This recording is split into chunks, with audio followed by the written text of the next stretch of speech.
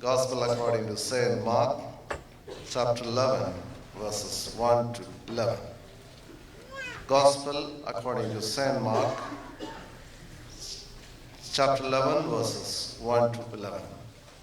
I'm not going to read again.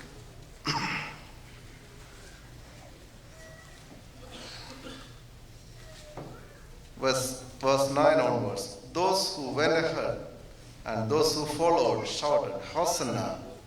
The blessed is who comes in the name of the Lord.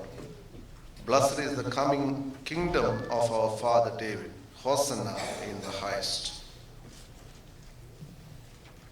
ഹോസന്ന, കർത്താവിന്റെ നാമത്തിൽ വരുന്നവൻ വാഴ്ത്തപ്പെട്ടവൻ. ദൈവമായ കർത്താവേ, ഇന്ന് ഞങ്ങൾ ഒരുമിച്ച് അങ്ങയുടെ സന്നിധിയിലേക്ക് അടുത്തു വരുന്നു. കർത്താവിന്റെ കൃപയാൽ ഞങ്ങളെ നിറയ്ക്കുന്നതിന് സ്തോത്രം. ഞങ്ങളുടെ ആരാധനയിൽ അങ്ങയുടെ കൃപയുണ്ടല്ലോ. കർത്താവെ, അവിടുന്ന് കൂടെ ഇരുന്ന് ബലപ്പെടുത്തണം. ഞങ്ങളുടെ വചന ചിന്തയിൽ അങ്ങയുടെ സാന്നിധ്യം ഉണ്ടാകണം. എല്ലാ നന്മകളാലും നിറച്ച് ഞങ്ങളെ വഴി നടത്തണം. യേശുവിൽ അപേക്ഷിക്കുന്നു, കൃപയോടെ കേൾക്കണമേ. Triumphal entry of Jesus to Jerusalem. യേശു കർത്താവിന്റെ രാജകീയമായ എഴുന്നള്ളത്ത് ഹോസന്ന പെരുന്നാളായി, പാം സൺഡേയായി നമ്മൾ സെലിബ്രേറ്റ് ചെയ്യുകയാണ്. ദൈവം തന്റെ ജനത്തെ രക്ഷിപ്പാൻ ഇറങ്ങി വന്നിരിക്കുന്നു. God has come down to save his people. പെസഹായുടെ പശ്ചാത്തലത്തിൽ അതിനുവേണ്ടിയുള്ള ജനത്തിന്റെ യെരുശലേമിലേക്കുള്ള ഒഴുക്കുകളുടെ പശ്ചാത്തലത്തിൽ അധികാരികളുടെ എതിർപ്പിനെ വകവയ്ക്കാതെ, ജനത്തിന്റെ എതിർപ്പിനെ വകവയ്ക്കാതെ യെരുശലേമിനെ പ്രകമ്പനം കൊള്ളിച്ചതായുള്ള ഒരു രാജകീയമായ എഴുന്നള്ളത്ത് നമ്മൾ കാണുന്നു. It is not upon a horse. ഒരു കുതിരയുടെ പുറത്തുള്ള യുദ്ധം ചെയ്യിക്കാനുള്ള യാത്രയല്ല. കഴുതപ്പുറത്ത് സമാധാനത്തിന്റെ രാജാവിന്റെ രാജകീയമായ യാത്രയാണ് നമ്മൾ കാണുന്നത്. പ്രവാചകൻ പറഞ്ഞല്ലോ, നിന്റെ രാജാവ് സൗമ്യനായി കഴുതപ്പുറത്തും വാഹനമൃഗത്തിന്റെ കുട്ടിയായ ചെറുകഴുതപ്പുറത്തും കയറി വരും. ഈ പ്രവാചക വാക്കുകളുടെ പൂർത്തീകരണമാണ് നമുക്കിവിടെ കാണുന്നത്. ഹോസന്ന എന്താണ് നമ്മോട് സംസാരിക്കുന്നത്? ഹോസന്ന എന്ന് പറയുമ്പോൾ നമുക്കറിയാം, അതിന്റെ വാക്കിന്റെ അർത്ഥമൊക്കെ നമുക്കറിയാം. സേവ് നൗ, ഇപ്പോൾ രക്ഷിക്കാം എന്നുള്ളതാണ്. ഹോസന്നയിൽ ശബ്ദമുയർത്തുന്നതായ ജനസമൂഹം ഇവിടെ പറയുന്നത് കർത്താവിന്റെ നാമത്തിൽ വരുന്നവൻ വാഴ്ത്തപ്പെട്ടവൻ എന്നാണ്. They could understand that Jesus is the Messiah. They felt that the prophecy of great prophets is being fulfilled by the entry of Jesus. അവരുടെ മശിഹ സങ്കല്പം, their messianic hope being fulfilled over here. രക്ഷകനെ കണ്ടെത്താനായിട്ട് അവർക്ക് കഴിയുകയാണ്. രക്ഷകനെ മനസ്സിലാക്കാനായിട്ട് അവർക്ക് കഴിയുകയാണ്. മശിഹ സങ്കല്പം ഒരുപക്ഷെ അത് ശരിയായിട്ടുള്ളൊരു സങ്കല്പമായിരുന്നില്ല അവർക്കുണ്ടായത്. രാജാവായി വരുന്ന ഒരു മശിഹായെ കുറിച്ചാണ്. എന്നാൽ വിനയത്തോടും താഴ്മയോടും കൂടെ വരുന്ന സമാധാനത്തിന്റെ പ്രതീകമായ യേശുവിനെ തിരിച്ചറിയാൻ എല്ലാവർക്കും കഴിഞ്ഞില്ല. വിവിധ അടിമത്തങ്ങൾക്ക്, അധീശത്വങ്ങൾക്കും അടിമകളായിരുന്നതായ ജനത്തിന് ഒരു വിടുതൽ ഏറ്റവും ആവശ്യമായി. അതുകൊണ്ട് ആ ഒരു പശ്ചാത്തലത്തിൽ യേശു കർത്താവിന്റെ രംഗപ്രവേശം മശിഹായുടെ ആഗമനമായി കാണാനായിട്ട് കഴിയുകയാണ്. അതുകൊണ്ട് ഹോസന്ന രക്ഷകനെ കണ്ടെത്തുന്നതായ, മനസ്സിലാക്കുന്നതായ ഒരു സന്ദർഭമാണ്. മാത്രമല്ല രക്ഷകന് വേണ്ടി ജീവിതം കൊടുക്കുന്നതായ ഒരു സന്ദർഭം കൂടിയാണ്. offering life for the Lord or the Messiah. ഇവിടെ നമ്മൾ വായിച്ച ഭാഗത്ത് പറയുന്നുണ്ട്, കർത്താവിന് ഇതിനെ കൊണ്ട് ആവശ്യമുണ്ട്. The Lord needs it. കർത്താവിന് ഇതിനെ കൊണ്ട് ആവശ്യമുണ്ട്. യെരുശലേമിലേക്കുള്ള യാത്രയ്ക്ക് ഒരു കഴുതക്കുട്ടി ആവശ്യമായിരുന്നു. അതിവിടെ പരാമർശം കർത്താവിന് ഇതിനെ കൊണ്ട് ആവശ്യമുണ്ട്. കഴുതക്കുട്ടി മാത്രമല്ല, കർത്താവിന്റെ ശുശ്രൂഷയിലുടനീളം കർത്താവ് ധാരാളം പേരെ വിളിക്കുന്നുണ്ട്. ശിമോനെ വിളിക്കുന്നുണ്ട്. അവന്റെ പടക് ആവശ്യപ്പെട്ടു. എന്റെ പടക് നീക്കുക എന്ന് പറയുമ്പോൾ Jesus is asking for his boat to preach to the people. ജനത്തോട് സംസാരിക്കാൻ പടക് ആവശ്യപ്പെടുകയാണ്. നോഹയെ ദൈവം വിളിക്കുന്നുണ്ട് ഒരു പെട്ടകം ഉണ്ടാക്കാൻ. To take part in the salvific act of God. ദൈവത്തിന്റെ രക്ഷണീയ പദ്ധതിയിൽ പങ്കുചേരാനുള്ള ഒരു ക്ഷണം. അബ്രഹാമിനെ വിളിക്കുന്നുണ്ട് കാണിപ്പാനിരിക്കുന്ന ദേശത്തേക്ക് പോകാനായിട്ട്. ദൈവത്തിന് വേണ്ടി ഒരു ജനതയെ ഒരുക്കുവാൻ വേണ്ടി, വേർതിരിക്കപ്പെട്ട ഒരു സമൂഹത്തെ സൃഷ്ടിക്കുവാൻ വേണ്ടിയുള്ളതായ ദൈവത്തിന്റെ ക്ഷണം. മോശയെ മരുഭൂമിയിൽ വിളിക്കുന്നുണ്ട്, നീ നിന്റെ ജനത്തിന്റെ അടുത്തേക്ക് മടങ്ങിപ്പോക, അല്ലെങ്കിൽ മിസ്രൈമിലേക്ക് മടങ്ങിപ്പോകാനായിട്ട് ആവശ്യപ്പെടുന്നുണ്ട്. തന്റെ ജനത്തെ വിമോചിപ്പിക്കുവാൻ ഒരു വിമോചന നേതാവിനെ ആവശ്യമാണ്. God wanted to have a leader to deliver his people from Israel, from Egypt. അതുകൊണ്ട് ദൈവത്തിന് ആവശ്യമുള്ളവരെ കർത്താവ് വിളിക്കുന്നതായിട്ട് നമ്മൾ കാണുന്നുണ്ട്. അതുകൊണ്ട് കർത്താവിന് ആവശ്യമുണ്ട്. കർത്താവിന് വേണ്ടി ജീവിതങ്ങളെ കൊടുക്കുക എന്നുള്ളതാണ് ദൈവം ആഗ്രഹിക്കുന്നത്. ജോസഫ് ആൻഡ് മേരി, ദൈവം അവരെ ക്ഷണിക്കുകയാണ്. യേശുവിന് ജന്മം കൊടുക്കുവാൻ അവരുടെ കുടുംബത്തെ ആവശ്യപ്പെടുകയാണ്. പൗലോസിനെ വിളിക്കുന്നുണ്ട്, നീ ഉപദ്രവിക്കുന്ന യേശു, നീ പട്ടണത്തിലേക്ക് ചെല്ലുക, നീ ചെയ്യേണ്ടത് അവിടെ വെച്ച് നിന്നോട് പറയും. അതുകൊണ്ട് ഹോസന്ന നമ്മെ ഓർപ്പിക്കുന്നത് കർത്താവിന് നമ്മെ കൊണ്ട് ആവശ്യമുണ്ട് എന്നുള്ളതാണ്.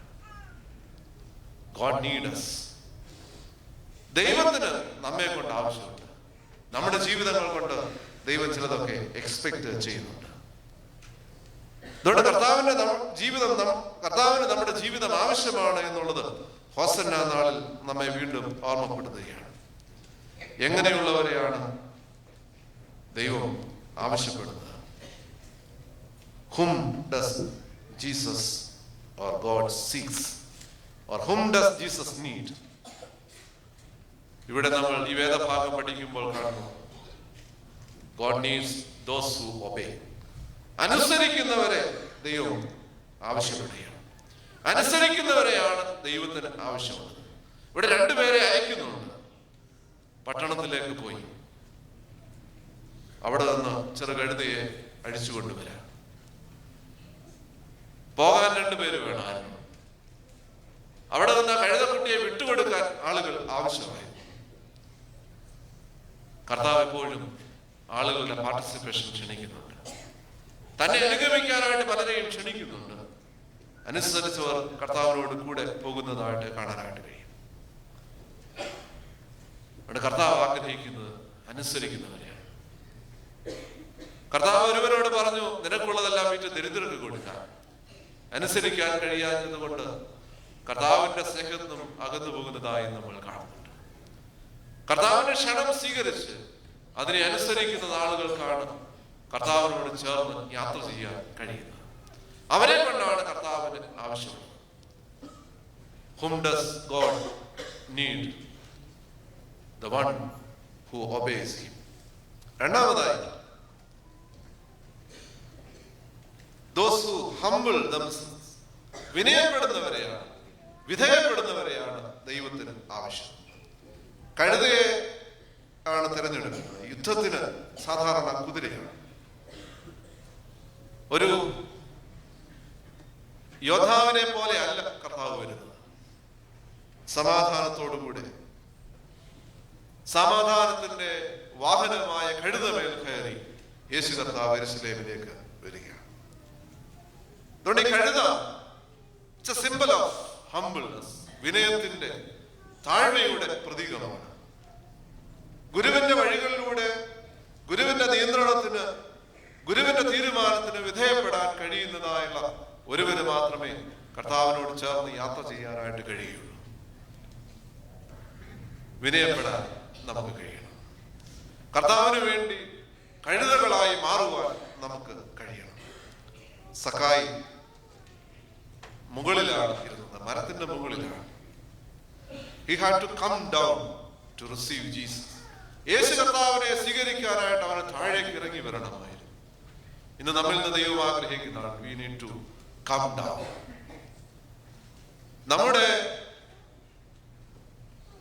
നാം സൃഷ്ടിച്ചിട്ടുള്ളതായ വ്യർത്ഥമായ ഉന്നതികളിൽ നിന്നും താഴേക്ക് ഇറങ്ങി വരണം. ദൈവസ്ഥനെ വിനയപ്പെടണം. എങ്കിൽ മാത്രമേ ദൈവത്തോട് ചേർന്ന് യാത്ര ചെയ്യാനായിട്ട് കഴിയുള്ളൂ.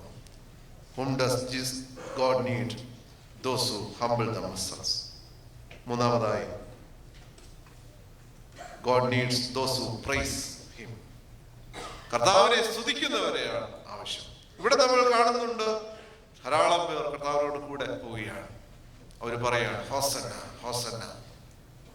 കർത്താവിനെ സ്തുതിക്കുക, കർത്താവിന്റെ നാമത്തിൽ വരുന്നവൻ വാഴ്ത്തപ്പെട്ടവൻ എന്ന് പറഞ്ഞ് കർത്താവിനെ സ്തുതിക്കുന്നതായിട്ട് നമുക്ക് കാണാനായിട്ട് കഴിയും. നേരുള്ളവർക്ക് മാത്രമേ, വിശുദ്ധിയുള്ളവർക്ക് മാത്രമേ വിശുദ്ധ വഴികളിലൂടെ വിശുദ്ധനോടൊപ്പം യാത്ര ചെയ്യാൻ കഴിയുകയുള്ളൂ. ഒരു ഭക്തന് മാത്രമേ അപ്രകാരം ദൈവത്തോട് ചേർന്ന് യാത്ര ചെയ്യാനായിട്ട് കഴിയുള്ളൂ. അതുകൊണ്ട് അതൊരു ചെലവില്ലാത്തതായ ഒന്നല്ല.